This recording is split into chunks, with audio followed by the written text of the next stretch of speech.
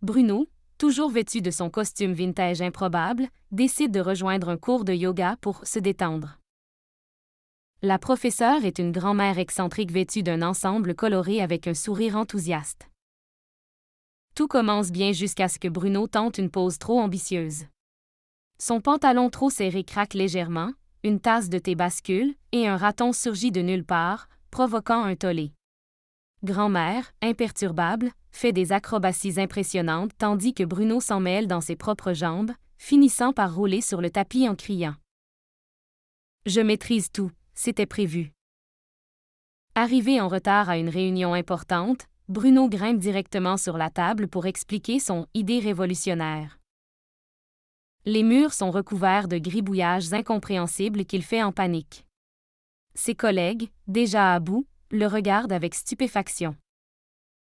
Il brandit un bâton pour pointer les graphiques, mais la frappe affecte une pile de documents qui s'écroule.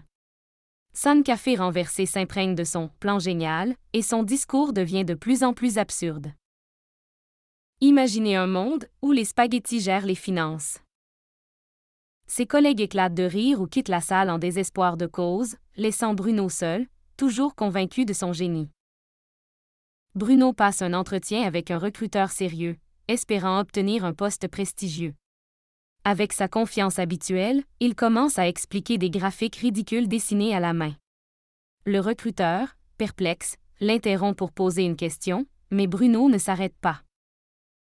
Vous voyez, cette courbe représente la montée de mon charisme. Tout se complique lorsque Bruno renverse son café sur la table et tente maladroitement de l'éponger avec sa cravate. Bruno souriant nerveusement tandis que le recruteur prend une longue respiration. Bruno se rend au supermarché pour acheter des spaghettis pour le dîner. Mais lorsqu'il aperçoit le dernier paquet, un autre client s'en empare en premier. Déterminé à ne pas céder, Bruno s'engage dans un duel absurde avec des baguettes de pain comme arme. Les pâtes volent, les rayons tremblent, et les autres clients fuient le chaos. Finalement, Bruno décroche le paquet avec une pirouette spectaculaire, mais glisse sur une boîte de raviolis et s'étale au sol en criant. Je suis le roi des pâtes. De retour au supermarché, Bruno explore les rayons avec fascination. Il tient un paquet de spaghettis devant lui comme s'il agissait d'un trésor sacré. Soudain, il entend un bruit étrange derrière lui. Se retournant, il découvre un client qui empile méthodiquement des conserves de sauce tomate. Bruno, dans son excentricité, interprète cela comme un rituel secret. Bruno, dans son excentricité, interprète cela comme un rituel secret. Il chuchote à lui. Il cache quelque chose. Mais quoi? Intéressant, mais revenons à vos compétences. Bruno, rouge de honte, ajuste sa cravate et continue comme si de rien n'était.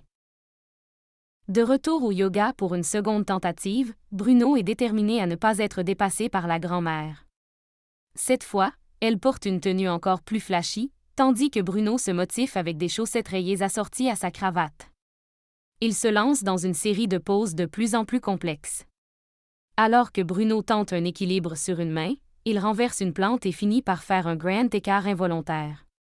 Grand-mère le regarde avec amusement et lui dit « Tu progresses, petit scarabée. » Dans une cuisine vintage, Bruno aide grand-mère à préparer un repas.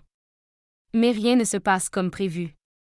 Il mélange les ingrédients au hasard, provoque une explosion de farine et fait tomber un chat dans un bol de soupe. Grand-mère, toujours aussi calme, saute sur une chaise pour éviter le chaos tandis que Bruno trébuche sur des bouteilles et des cocottes. La scène finit par un fou rire, grand-mère lançant une boulette de pâte sur Bruno qui répond en lançant de la sauce.